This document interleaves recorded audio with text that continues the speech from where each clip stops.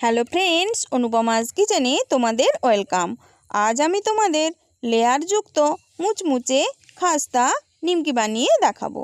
এই নিমকি বানানোর জন্য বিশেষ কোনো উপকরণেরও প্রয়োজন হয় না। সামান্য উপকরণেই টেস্টি নিমকি রেডি হয়ে যায়। আমার রেসিপিটি যদি তোমাদের ভালো লাগে, ইউটিউব চ্যানেল থেকে দেখলে চ্যানেলটিকে অবশ্যই সাবস্ক্রাইব করে দিও। ফেসবুক পেজ থেকে দেখলে পেজটি ফলো করে দিও।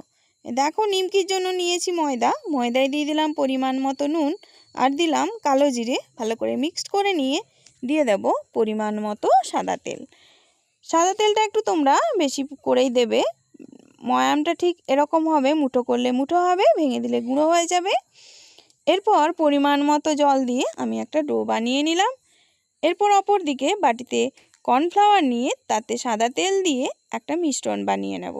ডোয়ের থেকে লেচি কেটে রুটির আকারে বানিয়ে নেব, আর সাদা তেল আর কর্নফ্লাওয়ারের মিশ্রণ চারিদিকে লাগিয়ে পরপর 4টে রুটি দিয়ে এভাবে লেয়ার করে নেব। লেয়ার করে নিয়ে ওপরে ময়দা ছড়িয়ে আবারও পাতলা করে বেলে নেব।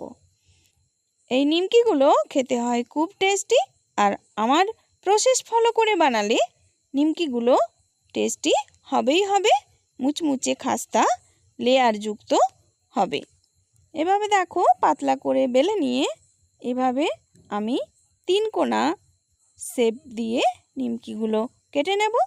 তোমরা যে যেমন ডিজাইনের পছন্দ করো সেই মতো তোমরা কেটে নিও। আমি দেখো এভাবে 3 কোণা করে কেটে নিলাম।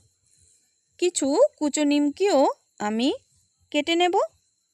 এই যে দেখো, এইভাবে বেলে ছুরি দিয়ে এভাবে কিছু কুচো নিমকিও আমি রেডি করে নিলাম।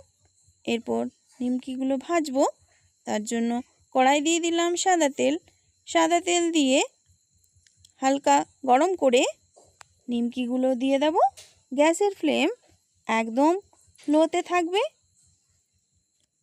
টেস্টি খাবার খেতে গেলে একটু ধৈর্য ধরতে হয়, তাই ধৈর্য ধরে লো ফ্লেমেই উল্টে পাল্টে লাল করে ভেজে তুলে নামিয়ে নিলেই রেডি হয়ে যায় টেস্টি নিমকি। এবং কতটা মুচমুচে হয়েছে আওয়াজ শুনেই তোমরা বুঝতে পারছো, আর কতটা লেয়ারযুক্ত হয়েছে সেটা তোমরা দেখেই বুঝতে পারছো।